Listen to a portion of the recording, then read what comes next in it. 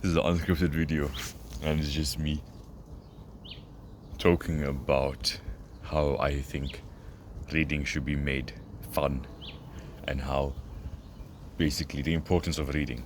Now, recently I've dialed in my reading skill, like dedicate about 2 hours, okay, on good days, 2 hours where I just sit down, get a book that I'm interested in, a book that I like, just get absorbed in it, and I experience this sense of depth that I've never had before, where I'm fully absorbed in what I'm doing, and I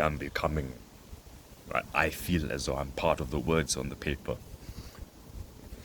And this has transformed my focus in many other areas of life. I realized that I'm using this reading as training grounds for better focus that overlaps into many other areas of life. Do you understand? Are you following there?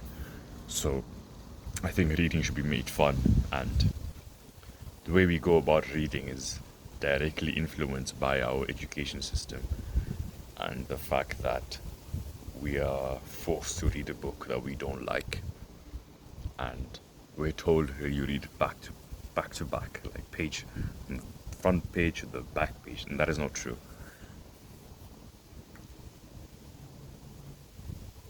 Reading is awesome, bro. Like when I read, it's like time passes by very fast. An hour feels like 10 minutes, and that's something fascinating. Read, boys. It's good for you. I should make a video about how to read. Literally, bro. Find a book that interests you. Any book, preferably non-fiction. Find a book that interests you, and just get absorbed in it, bro. I know the first 10 minutes for you will be hard. You know, you're trying to read. Your mind wanders. It wanders. The goal is simple.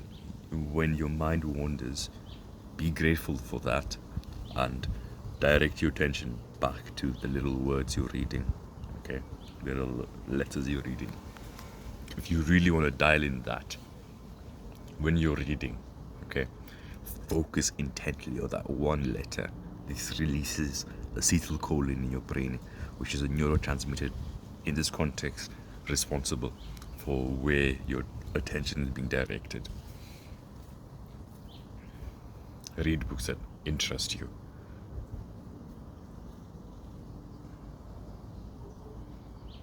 Very fascinating. So I finished Deep Work. Now I'm reading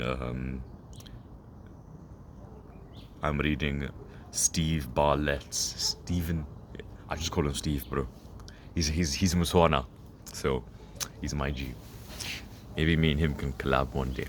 So I'm reading his book, The Diary of the CEO, and in his book, there's something that really like stuck out to me, and I'm gonna recall it to you, and I'm gonna mention how focus helped me. Okay, basically focus helps me absorb this. Okay, when you are in a state of depth, you absorb a lot of things and it stays with you. It goes directly to your long-term memory store, your hippocampus, bro. So there's this law. It's called the law of habituation. Okay. The law of habituation. Now, the law of habituation states that I'm just gonna paraphrase this, and I might butcher it. Constant exposure to a stimuli causes the brain to tune out that stimuli as part of a survival mechanism. So he gives an example of, and I'll make this clear to you. He gives an example of a hiker. Okay, this guy, he goes and hikes on a mountain. Then he manages to get himself stuck. An 800-pound rock falls onto his arm. Okay, falls onto his arm. He witnesses his arm splatter and just a gory scene. and then he's stuck. So at one point, he has this pocket knife. I'm not sure if it's, a pocket knife. He tries to pick at the 800-pound rock and nothing's happening. So he does the unthinkable. He takes the knife, severs his arm. He cuts that arm that's stuck under the rock, and he manages to get free. Now the brain has become so, I'll say, used to the pain that it completely ignored the pain and focused on survival. Habituation. People get used to stuff. Okay. Now,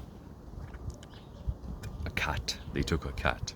It's a study. They took a cat and they played a certain frequency of sound. Whilst the cat was sleeping, the cat woke up, heard the sound, then went back to sleep. They played the sound again. It took longer for the cat to wake up, then went back to sleep. It took longer for that.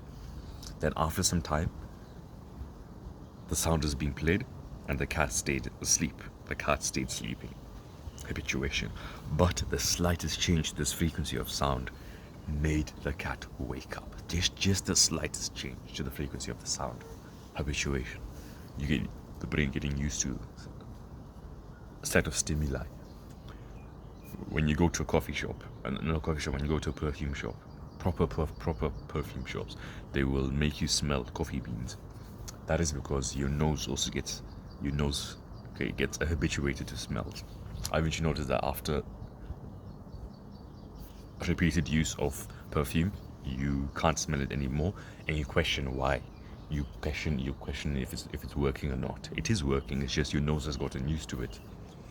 That's why you can't smell your own breath. You can't smell your own armpits smell, because you become habituated to your own bodily smell. You have to get someone else to smell it. So in a coffee shop, they make you smell coffee beans, so that they make you smell coffee beans, then they make you smell the perfume.